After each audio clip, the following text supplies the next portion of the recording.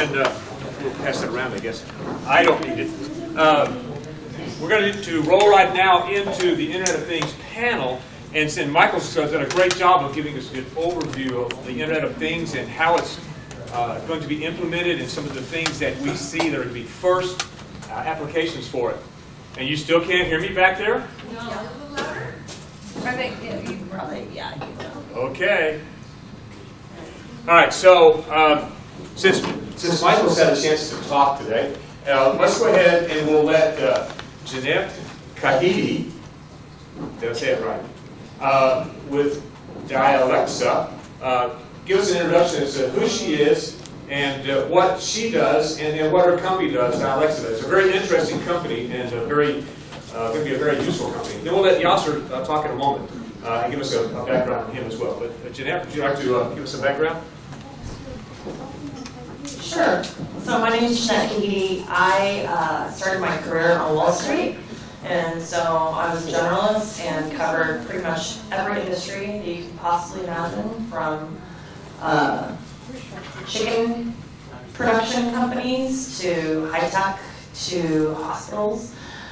So I had a pretty wide breadth of experience there. And then I went into consulting at Xchange. And then I was there for 5 years, went to business school at Northwestern, ended up back in finance at Goldman. The financial markets tanked, decided that maybe finance was not for me because I had sat through two dot-bombs, I guess, in a way. There's a third one coming. When I get into finance, you will know exactly when it's going to happen. That's an amen. So you're the problem. I am the problem, yes. And so I ended up at the Harvard Kennedy School actually studying policy, which I thought was really interesting because it helped me bridge the gap from being able to look at companies from a financial standpoint, understanding the industry in terms of their competitive landscape, but then also understanding the implication of policy and regulations. And so I ended up at DIALEXA, which is a technology product development firm here in Dallas. We do custom hardware, software, mobile. We are the company behind Finley, which is a connected car platform that raised over $6.5 million from Samsung, Cox Automotive, and First Round Capital. It was First Round Capital's first investment in Texas.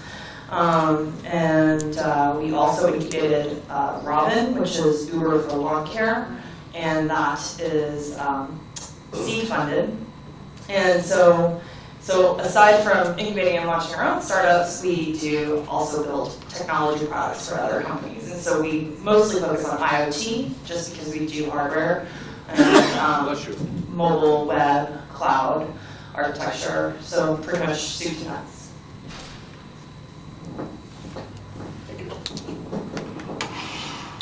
Hi, my name is Yasser Khan. I'm the CTO and EVP of Plasma. So Plasma specializes in business process automation. We are approximately 12-year-old organization, and we have a technology platform called C2M. And what C2M does is basically it breaks the silos within the organization. Like Michael alluded to, in any organization, there are business processes. There are people who are working that business process, and a lot of time there is a lack of interaction between the different operational units within an organization.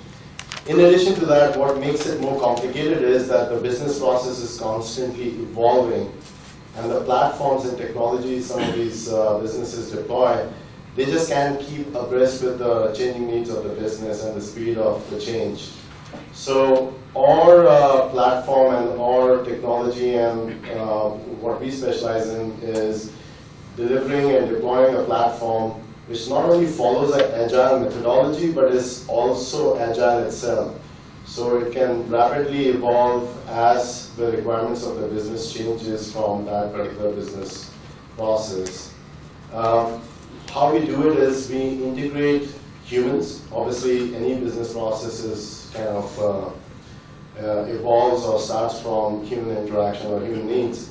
So we create ways for humans to be able to interact with these deployments. They might be in form of web applications or it might be mobile applications. And then we also integrate machines, sensors, APIs, databases in pretty much codeless format. So you can actually go in and integrate any of these elements to influence your business process. So if you think about it, like you have a process where there might be needs of people doing stuff manually. They kind of go in and they look at, a temperature, thermostat, or whatever, and make a notation in a system to report the value. But then when you incorporate a sensor, that becomes automated and there's no need for human interaction on that aspect. So those are the things which we enable. So once the business process gets enabled and evolved, it generates a lot of data. So our technology and our mandate usually is to manage and deploy technologies to manage that data. So the term big data and the big data analytics and machine learning, all are the elements which we in some fashion, form, interact and enable for our customers. And then beyond that is a decision process. So anytime you have a business process and you have data being generated, it needs to be influencing the way people make decisions. So that is the element where we come in and we have a workflow engine and a decision engine which basically can look at the data and enable intelligent decision process. So whether it's a human-to-human interaction or a human-to-machine interaction or machine-to-machine interaction, those decisions can be coded, evolved based on the data as it flows through. So that's a quick background about us. Excellent. Thanks, Yasser. Let me start then, Janet, and I know Michael gave us an idea of who he believes the first applications, what the applications will be, that will be the first things that Internet of Things will be applied to. What do you see as some of the first applications, the best applications for IoT? How will that be applied or rolled out? So I think the connected home is probably one of the bigger areas in terms of from a consumer standpoint. It's probably $500 billion, so it's like $500 billion industry. If you look at the connected car platform or the connected car piece of it, it's about 50 billion projected. So smart homes is really probably one of the largest opportunities. I think we're seeing this with Nest when they acquired Dropcam. So now they're getting into camera security, home security. They're also getting into smart appliances within your home. So through the Nest platform, ideally, rather than having 20 different apps and having a canary, camera at home and all these sort of different companies doing different things, Nest, I think, is very well positioned because they can literally launch 10, 12 different products and probably connect you through one app as opposed to 12 different apps. And then they can also do a lot. The other one that I think is a huge opportunity for Internet of Things is products like the Echo from Amazon.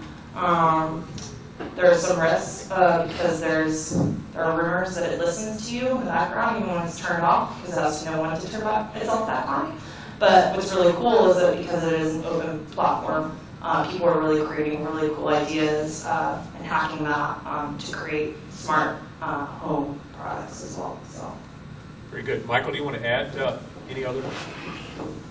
No, I don't disagree. I believe that the residential market is leading the way in the visible IoT space. But if you include machine-to-machine, the commercial industrial space in there, Cisco says that it started in 2003. You probably have better data than me, but what I keep asking the analysts and they can't answer is just how big is the existing install base? How big is all that legacy stuff that's eventually going to connect? And we just don't know. But that is a significant amount of the market when a Gartner or an IDC says, we're at a $1.7 trillion market. And I don't think we honestly know, but I would agree with you. Consumer space is huge and highly visible. Commercial industrial space is deploying IoT and I don't even know it. And that's been happening for years.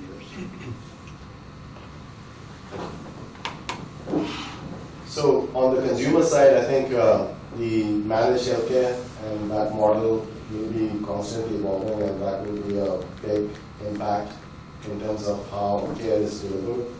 So, remote management of health and monitoring, especially with the global economy, a lot of people are moving from, one area to another, and they're leaving behind a lot of care, people who need care and, who need to be monitored. So there is a big market for, enabling business use cases where, with these advent of IoT-enabled medical devices where you can remotely monitor pulse, oxygen, blood pressure, blood sugar. These are basic parameters which internal medicine doctors use to kind of diagnose a patient's tendency towards a particular disease. So that is going to evolve. I think that will be a big impact in the next 5 years. On the revenue side, the real revenue is going to be on the industrial IoT, where a lot of companies can really get more efficiencies and get more capabilities to be able to compete globally in a much better way with enablement of IoT and or machine to machine or whatever you call it, and the way to be able to look at the data and make smart decisions. So. Very good. So there's going to be a lot of disruption that's going to take place here in the near future with the new approach to gathering data and bringing data back in and then doing something with it. What is it going to take to prepare companies to start thinking about how they kind of start applying IoT and then implementing these IoT strategies in their companies? Michael gave us a hint a while ago of what he thinks it's going to be. Janet, do you have, Jeanette, have your ideas of how the Internet of Things will start rolling out and what people need to do to prepare to do that?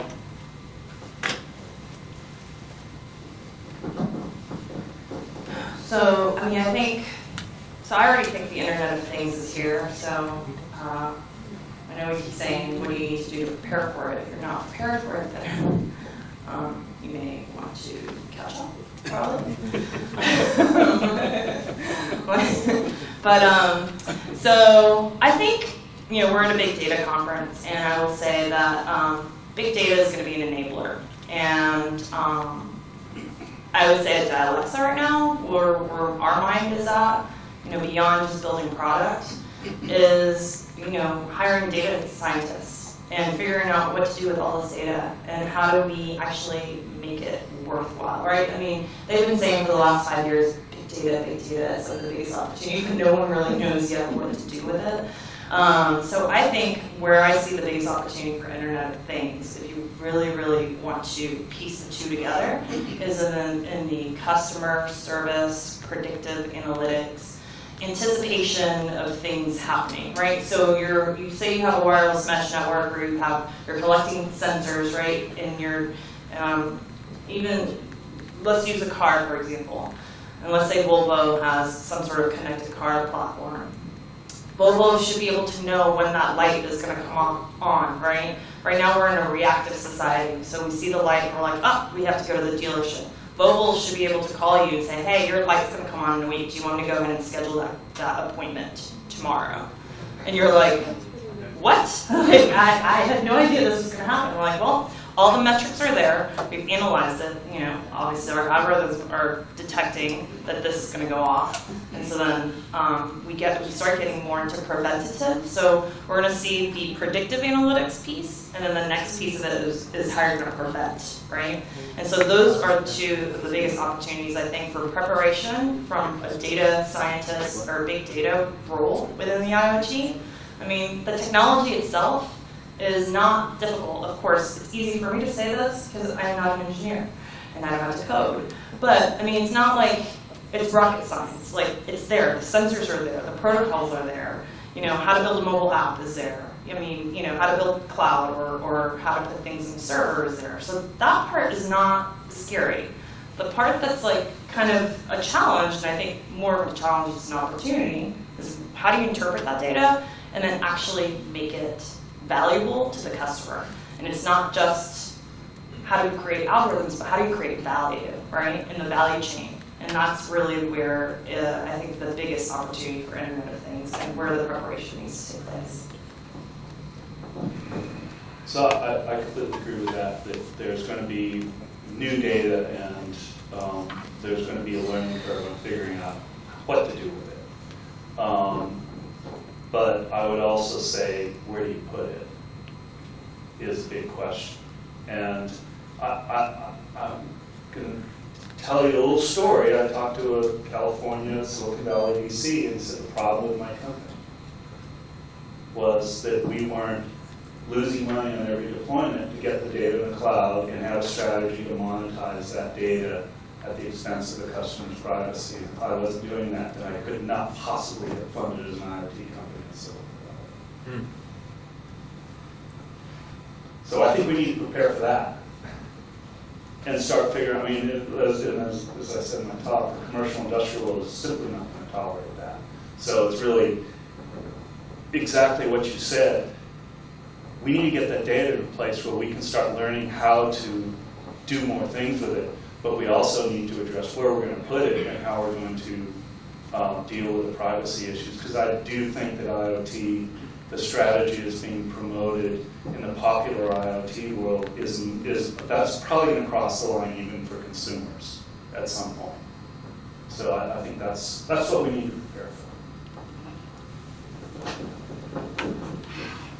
So, obviously this is a big data conference, so all of you guys here have a lot of background about how to manage and interpret data. But you know, when you go into organizations, a lot of people are not able to consume and understand and make that data in a way that they can make intelligent decisions. And there's a big barrier for people to look at the numbers, and it comes from a point that everyone kind of has a challenge when it comes to math and trying to figure out what that data means. So I'll share a joke with you guys. So this guy, he buys a new car, and after a week, 10 days, he calls the dealership and he says like, hey, there's something wrong with my car. Every time I go to my favorite ice cream parlor and order a vanilla ice cream, my car won't start. And he says like, doesn't happen when I order any other flavor, but when I do vanilla, that's when it never starts. So these guys, they put their best data scientists on it, they look through it, try to use machine learning and pattern recognition, and finally they figured out that when he used to go and order vanilla ice cream, it used to take him the least amount of time to get back to his car. So the problem was with the ignition. So when you switch it off and switch it on again after a certain time gap, it wouldn't start. Now if you had a pattern which was looking for it, there would be two conclusions: that this particular model of car has a problem with the vanilla flavor of ice cream. Or the other pattern would say that there is a problem because of the amount of time it takes to restart the car. So again, it comes to the data interpretation and how we actually enable that. That's where the success or failure of these models will exist. And then when it comes to technology, IoT has been around for many, many years, decades, right? So we used to have closed loop system, which is called machine-to-machine SCADA system, which is used to manage water supplies, manage thermoelectric dams, manage nuclear power plants. They've existed for 30, 40 decades. So from that aspect, what we are seeing right now is there is a buzz called IoT because the cost of enabling something to connect and perceive environmental information is easier, and it's low cost, and it's cool to say that you're an IoT company. But frankly, when you come into the marketplace, most of the people who are having success is based on specific use cases which solve a problem related to a particular issue in that particular industry. Very good.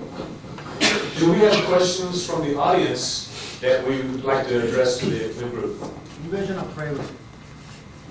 How does the IoT handle the invasion of privacy?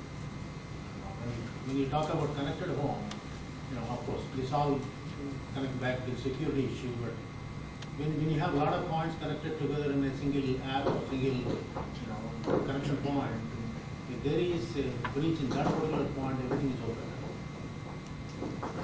So my first question is what privacy? In today's world, there's no privacy.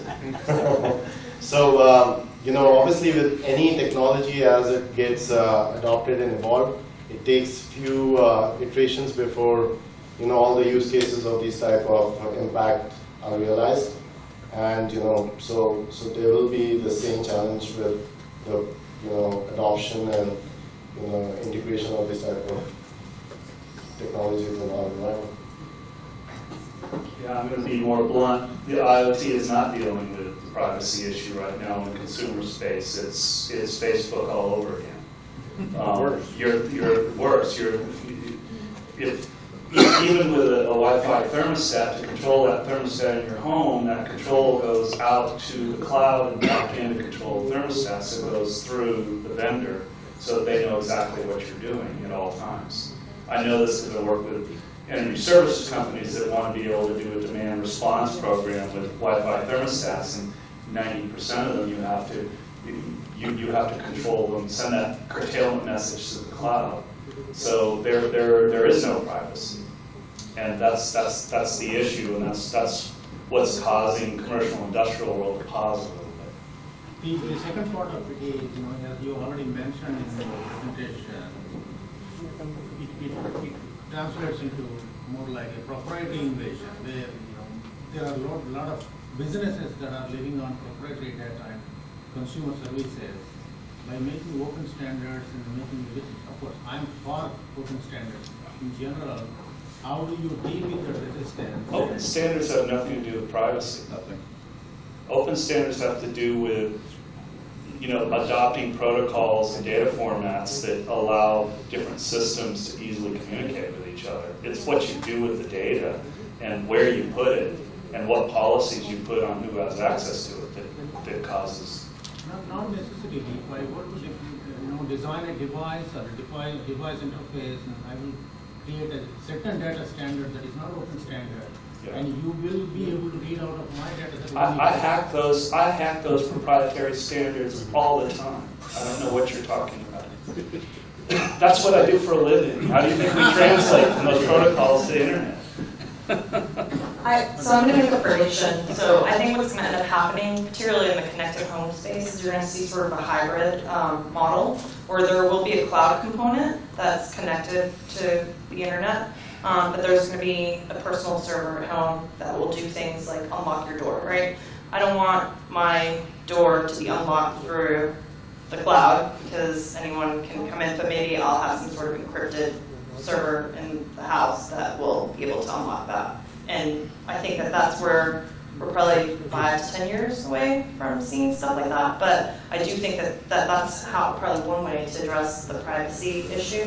And the other piece of it too is you're going to see a generational break. I think most people in this room here do not qualify as millennials. However, sorry, I don't to offend anybody.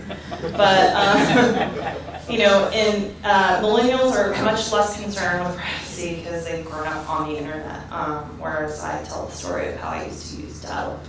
And they look at me and I have 20 nipples. So I think one of the things that's kind of interesting in the stats that I've seen is somewhere between 60 and 70% of people are willing to trade privacy for value. So if you're providing a service or something that's valuable to them, then they are less likely to think about the privacy side of it. And so I think that's where, and I talk more from the consumer standpoint, but I think, enterprise, I know it has a lot more challenges because you're dealing with sensitive, information, particularly things that can bring down companies, for example, even target reach and stuff like that. But from a consumer standpoint, I think you will see the more value you add, the more likely I'm going to give you my privacy. And I think it's going to be more millennials and down versus and Gen X is probably a little bit in that cusp. But, baby boomers and up are probably less likely to trade off. There's a very famous TED conference presentation about algorithms and their impact. You probably guys watched it by Kevin Slevin. He was talking about something called the flash crash of 2:45. where 9% of the US market kind of disappeared and nobody knows why. It's a glitch in the system. The whole idea is like the Internet of Things, or you can say it's a bunch of algorithms making decisions in the stock market without our intervention. And everything is in microseconds at that point. Like if people are willing to take risk with 9% of the US financial sector, why isn't it the same with the Internet of Things when it comes to industries? Like if the return is worth it, like think about the billions of dollars generated by all these algorithms. Why can't the Internet of Things when it comes to a less or more smaller market sector be more convincing when it comes to selling their ideas? Well, I admit it, I'm actually building Skynet. I knew it. That's our secret of all the plan. It depends on how you use that data. I mean, we have customers, they're not doing fabulous algorithmic things and making decisions. 90% of our customers don't ever control anything from our platform. They're simply grabbing data and getting to where other systems can use it and they can make decisions on how to run their business. That does not pose the risk you're talking about. But with that said, as soon as you start taking that data and you feed it to a machine, and the machine starts to decide about going back and changing a parameter in a device, that is the security policy question that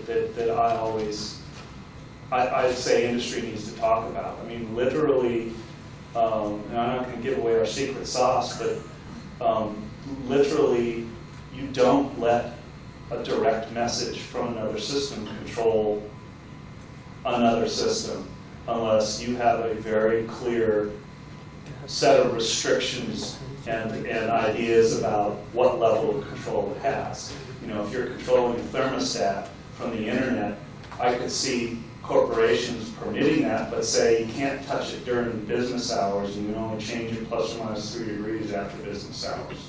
So, you know, you have to have policies down to the range of control, and that's not happening right now. Well, we're doing it, but that's not happening right now. You guys are in this world, right? Yeah. You must have something to say about that. Well, you know, I kind of agree with that, but alluding to your question, the losing money on the market because of machine and algorithm making decision already happened. I don't remember the name of the company where they had a glitch in the software and they lost $250 or $200 million in less than half an hour. And so you know, again, those algorithms will apply to every aspect of our lives. In the next That was a positive for IoT. I mean, if somebody I understand. that much I know. and still use the system, why Right. IoT of thing when it comes to cheaper? Like in your case, you don't have to sell them on that. Tell them, I can give you this bump. You're not losing anything. Why isn't that happening Right. in a much smaller market? I think the companies are already adopting that, but you know, as with any new technology, it takes a few cycles that people start coming behind the curve and the initiatives. So there are people who run business, and by nature they are conservative in terms of making changes to their platform which run business. So they don't want like to take on something which they don't completely understand and then implement something which will cause them to lose their job. Yeah, Mr. Hathaway was talking earlier about the Internet of Things, but I wanted to know what your opinions are about IoT increasing the quality of services, particularly in the healthcare sector. Do you have anything to say about that, Mr. Hathaway? I've steered clear of the health care area. HIPAA scares me. If you give me a general view, I can take that. So I mean, I'm a privacy nut, so I don't think that we're prepared to jump into that. I mean, there are folks doing it, but that requires that's not a little startup job. So, but you have, and you might have, so maybe we can comment on that. I mean, I think we're seeing a lot from sort of like the patient record and sensor collection, but we're also seeing like adherence medication, so like pharmacy, there's a big opportunity in pharma. So for example, say you're waiting for a transplant. So you have to take medication at a certain time, every time, in order to become a candidate.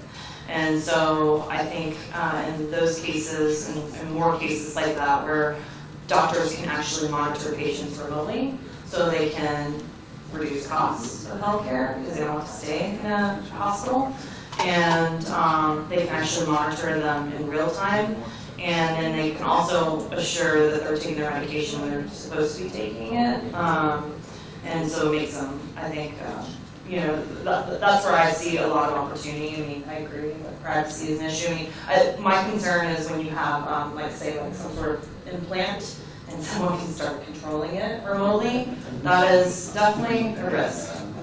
So Dick Cheney actually